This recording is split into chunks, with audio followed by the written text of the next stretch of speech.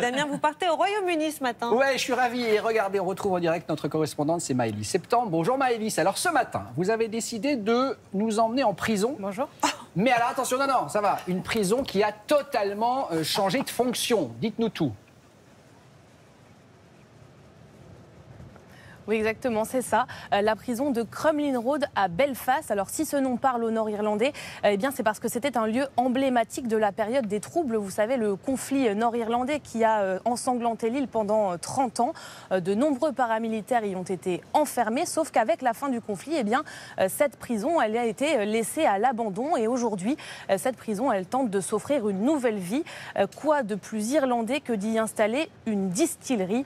Et donc, cette prison-distillerie, eh bien, elle se visite pour découvrir l'histoire du bâtiment, mais aussi celle de ce breuvage à consommer avec modération, bien sûr.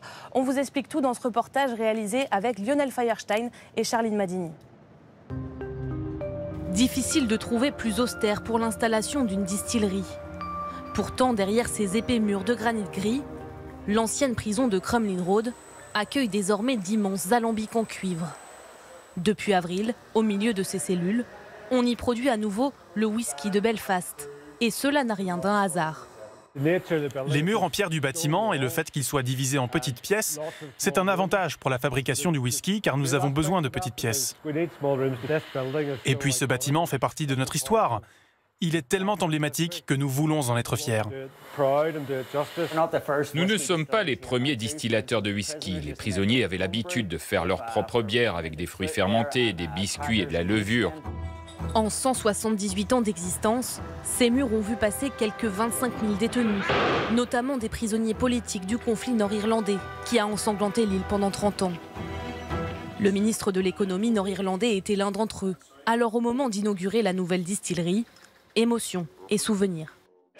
C'est aujourd'hui un symbole, je suppose. J'en suis le témoin, j'ai occupé une de ces cellules en bas des escaliers. Mais je suis content d'être de retour, c'est incroyable de voir la différence.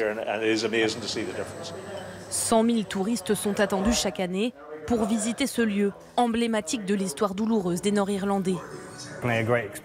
C'est une expérience de venir comprendre l'histoire du bâtiment, ce à quoi il servait en tant que prison et comment ils l'ont transformé. Avec un investissement initial de 30 millions d'euros, le site a été totalement rénové pour redonner vie à un monument historique et lui offrir une nouvelle vocation. Maëlys, c'est vrai que quand on pense whisky, on pense principalement à l'Écosse. Mais comment se défend l'Irlande dans cette bataille de l'or ambré ?